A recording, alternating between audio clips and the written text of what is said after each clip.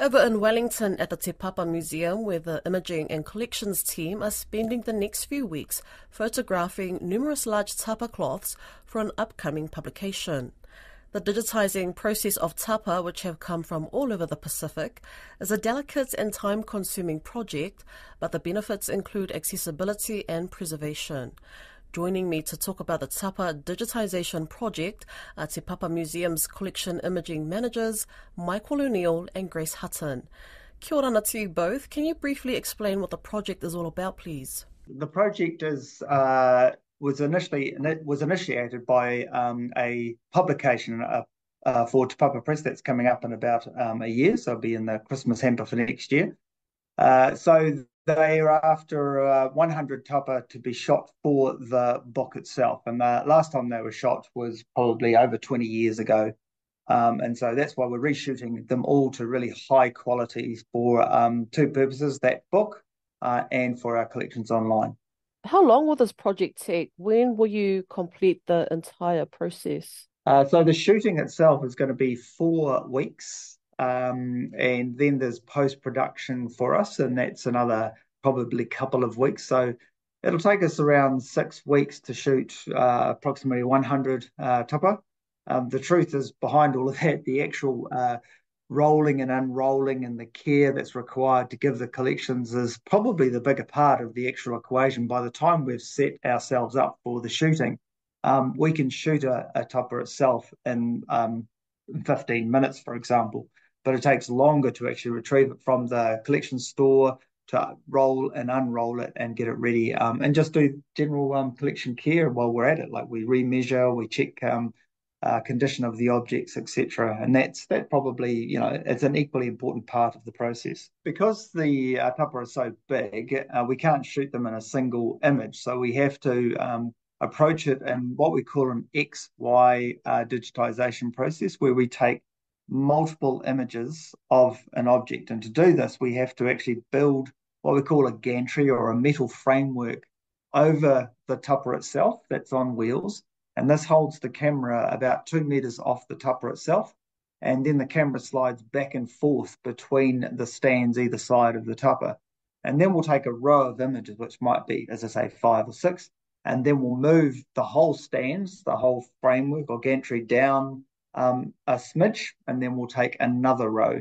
And we'll do that until we've finished the whole tapa itself. So for the Ngatu that we shot last year, I think we shot about 75 images for a single Ngatu.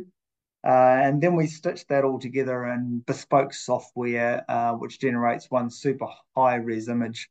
And as I said, the quality and size of these files is something outside of the ordinary. It's really pushing the boundaries of technical capabilities of our software internally, etc. But it's extremely rewarding, but it's also a kind of a do it once, do it right approach. And it's where we need more people, not just me.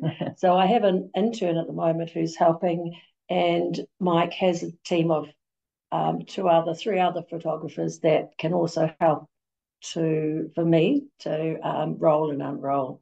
Because without them, it'd be some of the big tupper that we have. Can't remember the size of the biggest one we had so far, but it's too hard to do by myself. Why was there a need to digitize the tapa and put it towards a publication? So that's scholarship first and foremost, and we've got curators who want to write about tapa, about the history of it, about the process, the identity of it, why it's used, the value of tapa, etc. So scholarship drives a lot of what we do. And then behind that, we want to digitize things. So we focus on putting out high-end publications. So we try and get the best images we possibly can for it. And then we also focus. So the bonus of this is that we get to release these images to collections online. And the way that we image them now is we image them in sections. So we don't image the whole tupper in one hit. We take small chunks of the tupper. So we might take 30 or 40 images of a single tupper, and then we stitch them together so that we've got a super high res zoomable images on our collections online, which is actually, you can almost see more in that than you can with the naked eye. So when they're available in collections online, you'll be able to zoom into the level of the threads itself. You'll be able to see the makeup of the tupper. So that helps all kinds of, researchers, again, scholarship, and just makes the public able to access collections, which they just can't generally. I mean, these things are wrapped up, tucked away nicely in our collection store, and they don't come out very often. As you'll know, that there's only ever a small percentage of our collections ever on display. Just while we're still on that topic, I mean, how do you ensure that this particular project doesn't diminish the value of seeing or holding the tapa physically? That's a very good question. Do you want to go, Grace?